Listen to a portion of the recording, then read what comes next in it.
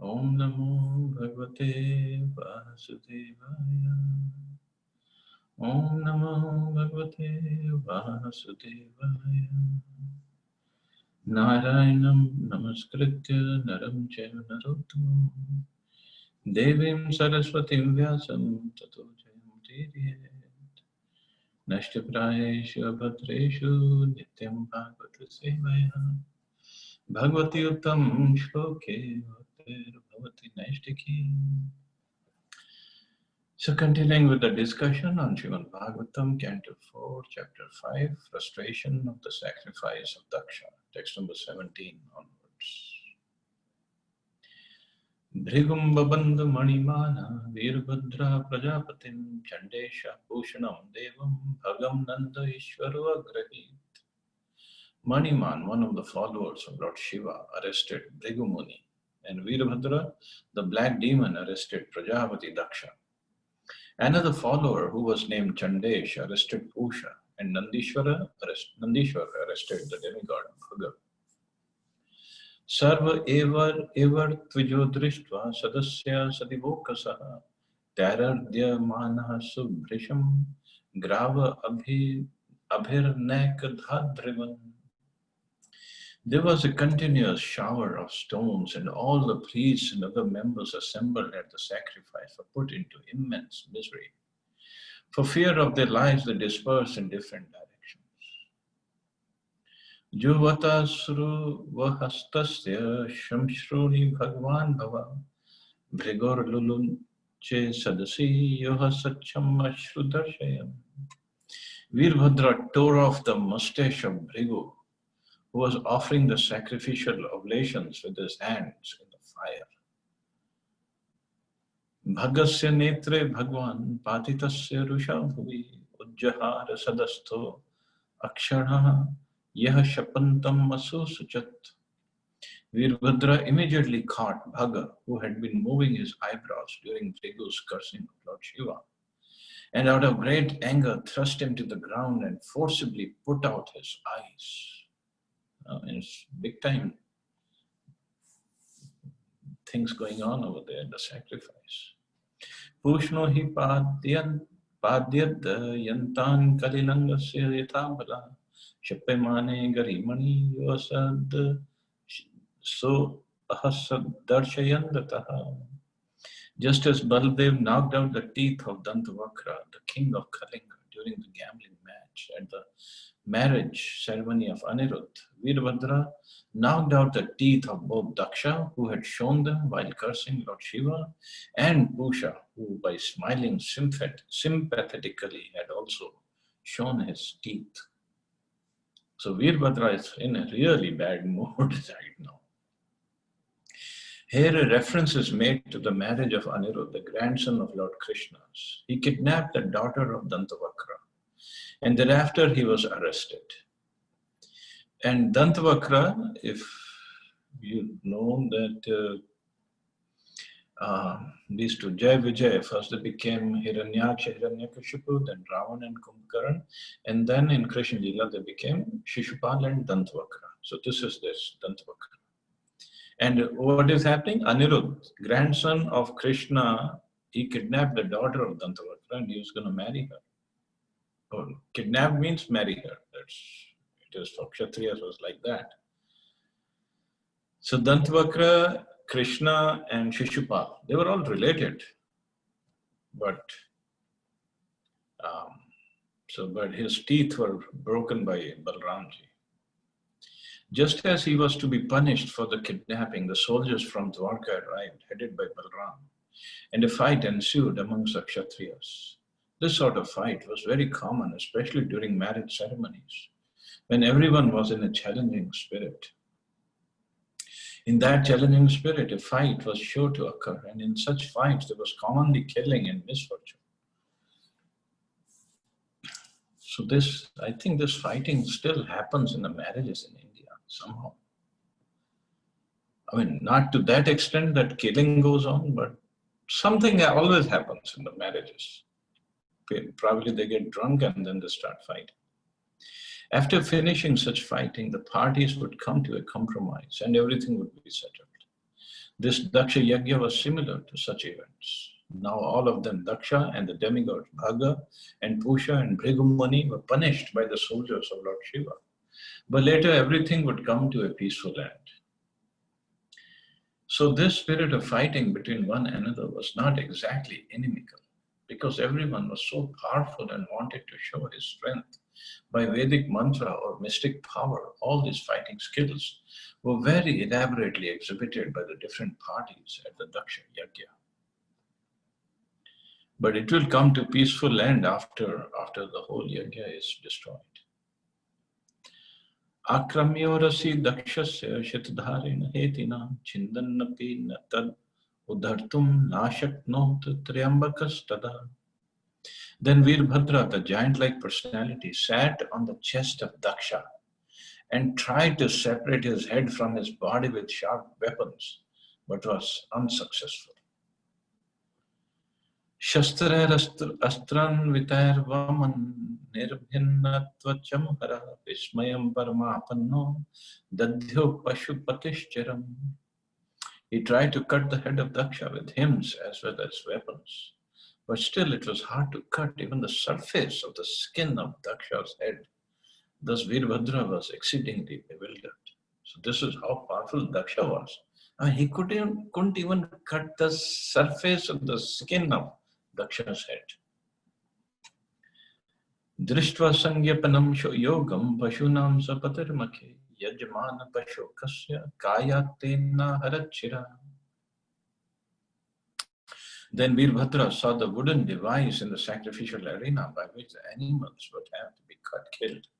He took the opportunity of this facility to behead Daksha. In this connection, it is to be noted that the device used for killing animals in the sacrifice was not designed to facilitate eating their flesh. The killing was specifically intended to give a new life to the sacrificed animal by the power of Vedic mantra. The animals were sacrificed to test the strength of Vedic mantras. Yajnas were performed as a test of the mantra. Even in the modern age, tests are executed on animal bodies in the physiology laboratory. Similarly, whether or not the Brahmins were uttering the Vedic hymns correctly was tested by the sacrifice in the arena. On the whole, the animals the sacrifice were not at all the losers. Some old animals would be sacrificed, but in exchange for their old bodies, they received other new bodies. So either they received the young animal body, or they would receive the human body if the Brahmins were really powerful. That was a test of the Vedic mantras. Veerbhadra, instead of sacrificing animals with a wooden device, immediately beheaded Daksha to the astonishment of everyone. Sadhuvadas tadatesham karma tattasya pashyatam bhuta preta pishachanam anyesham tadviparyaya. Upon seeing the action of Veerbhadra, the party of Lord Shiva was pleased and cried out joyfully, and all the bhutas, ghosts and demons that had come made a tumultuous sound. On the other hand, the Brahmins in charge of the sacrifice cried out in grief at the death of Daksha. Juhavatat shiras tasmin dakshina gav amarshita taddevya janam dadvaha pratishtat guyakalayam.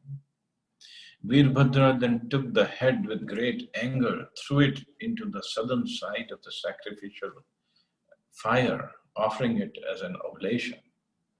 In this way, the followers of Lord Shiva devastated all the arrangements for sacrifice. After setting fire to the whole arena, they departed for their master's abode, Kailash. Why, we can only imagine the kind of devastation that happened there.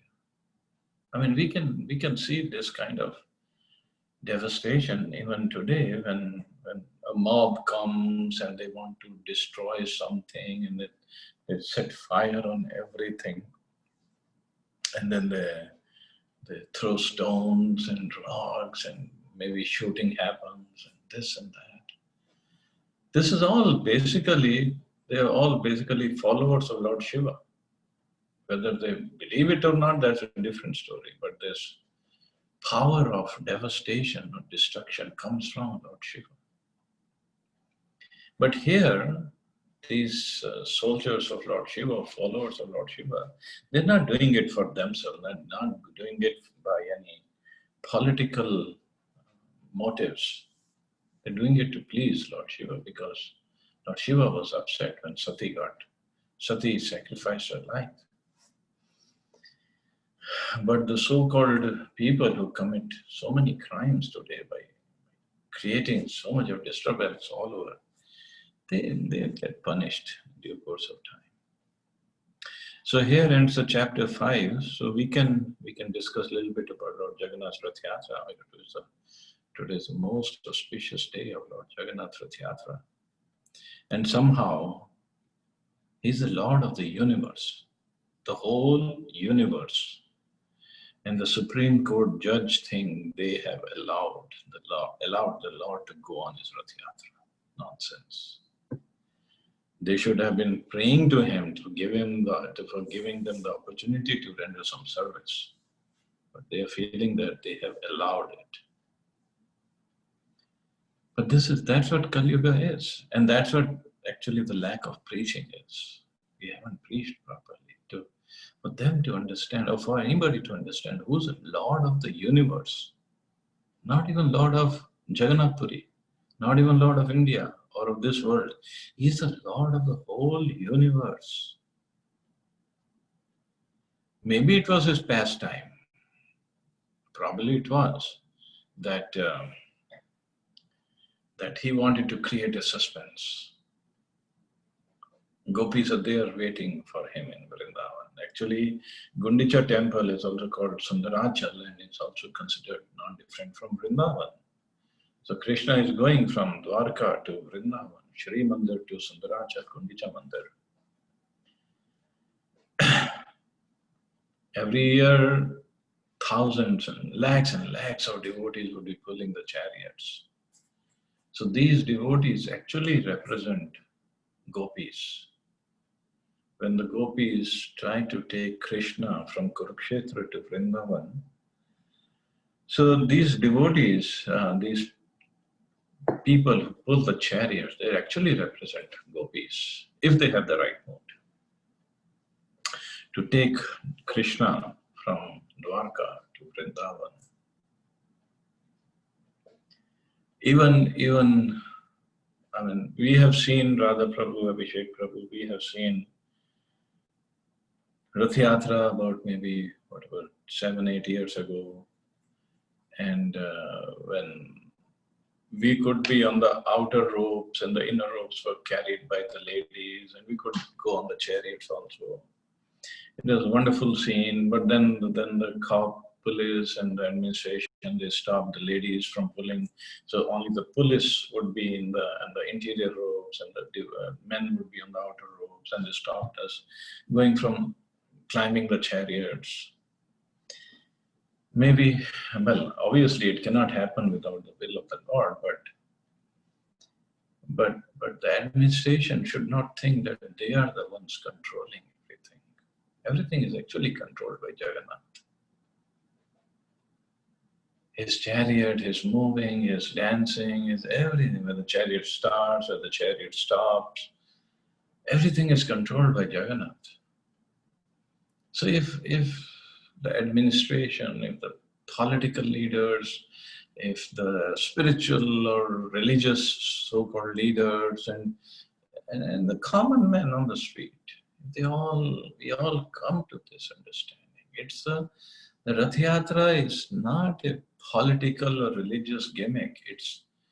It's Lord, it's the devotees serving the Lord, and Lord want to see Radharani and the gopis and other devotees in Vrindavan. If we go with that mood, it makes a perfect Rath Yatra, it makes a perfect festival actually. And for devotees who are not in that elevated mode that we are like gopis and taking Krishna back to Vrindavan, at least we should think, I'm pulling the chariot. So by pulling this chariot, I'm inviting the Lord to come to my heart and stay there.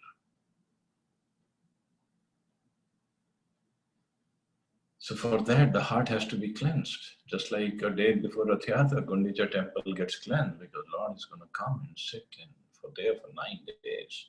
So our heart should be completely clean before the Lord can accept an invitation to come to our heart. So clean of what? Clean of all the material desires, of all the anarthas that we have. They're sitting there for so many millions and millions of lifetimes. But again, it is also said that if a tiger or a lion goes in any cave, he is the king of the jungle. In the jungle, if he goes to any cave, just by seeing him coming, all the animals and even the snakes and everybody, they'll just run away from the cave. They will leave the cave because king is coming. So similarly, if Lord Jagannath is coming and sitting in our heart, just even desiring to come to sit in our hearts, all the anarthas from our heart will run away. They'll just leave the place. They cannot stay there. But we have to have the right desire. So Rath Yatra actually represents that. And another thing, I mean, there's so many mystical details about Rath Yatra. And I'm still finding every time I read something about Rath Yatra, I still find something new. Like last time, 2017, when I was at the Rath Yatra. So Rath always stops at a temple, Jagannath Vallabh Garden, or Balgandi it's called. Because, and they've made elaborate preparations and make the offering for Lord Jagannath there. And that is the garden where Maharaj Pratap Rudra served Chaitanya Mahaprabhu. Because the Rath had stopped and Mahaprabhu went inside to take rest, and Maharaj Pratap Rudra put on the garments of a Vaishnava, took off his kingly garments and went to serve Chaitanya Mahaprabhu, and he got the mercy of Mahaprabhu. So that day I was there, and I was just sitting down, chanting and waiting for Rath to start again. And then the Pujari came and he was reading something. And somehow he came sat down next to me and he was telling me. And I had never realized that before. You know, he said from Singadwar, when we go to Jagannath temple, there are 22 steps. I said, okay, it could be, I never counted. He said, it's written in this book, there are 22 steps. So I said, okay, what do they represent? And he said that they represent, according to that book he was reading, it was in Odia, an old book. He said they represent first the 14 planetary systems and then 8 layers of the universe. So if you go from Singadwar to the Jagannath temple, crossing 22 steps, means you have gone through all the material universe and you entered the spiritual world. You never realize that until we read something. And now every time if you go to Jagannath Puri and you go on those 22 steps, then you can imagine I'm crossing all the material world and the spiritual world is there, where Lord Jagannath is there, sitting there. And then he told me another wonderful thing. He said the length of the rope, I'm exactly forgetting, it is like, he said every Rath has a different length of the rope, and the rope's name is also different. It represents, if I'm not wrong, Anand Shesha, but his different name was there for Jagannath's rope. And I said, so how long is that? How many feet? And the Pujari stopped me. He said, never ever count the Jagannath's rope with your feet. I was thinking, well, a feet means a measurement, distance measurement. He said, no, don't say feet, it's in the hand. Okay, that many hands, it is said in that scripture. For me, feet was just a measurement, just like meter, it's like feet. But he said, no, they have never ever say in the length of rope in feet. So something new you learn every day, every time you go to Jagannath Puri. And so I don't know what Leela he's performing today, that he wants to go, that all the ropes will be pulled only by pandas and the police. The police got special mercy today for some reason. And maybe we have committed some offenses. That's why he didn't allow us to come. So all we have to do is to pray to him again and again. Please forgive us of our offenses. Please allow us to come next time and take part in this festival. And also, of course, Supreme Court Justice, because I don't know how much faith he has, he will not realize that in this Rath Yatra of Lord Jagannath, all 33 crore demigods, they also come and participate in Rath Yatra. 33 crore, they all are there. The Lord of the universe is moving. They have to come, they want to come, they want to witness this Rath Yatra. Because it is, when Lord Jagannath goes back, then he goes back on Dashmi day, then on Ekadashi, he takes on this Shonavesh, gold ornaments. He wears all gold, all Jagannath, all Subhadra, they all, this is to please Lakshmi Ji, that we have come back, although it took a long time. Jagannath tells her that I'll go for 3 days, and he comes back after 9 days. So she's very upset. And then following day, there's Ardhapanna festival. A huge pot on all the 3 chariots that fill up with wonderful items they have. Chena is there and other, so many items are there in that pot. And lots of liquid. And then they do the arti, and then they break the pots on the chariot. So all the chena, everything goes down on the ground. Of course, what is left on the chariot, the pandas try to collect, and I had the opportunity to have that prasadam. So that what falls down from the chariot on the ground, it is said this is for all the demigods, all the 33 crore demigods. They come and take this prasadam. It means everybody from the universe is coming to attend this Rath Yatra, to participate in this Rath Yatra, to see Jagannath sitting on the chariot.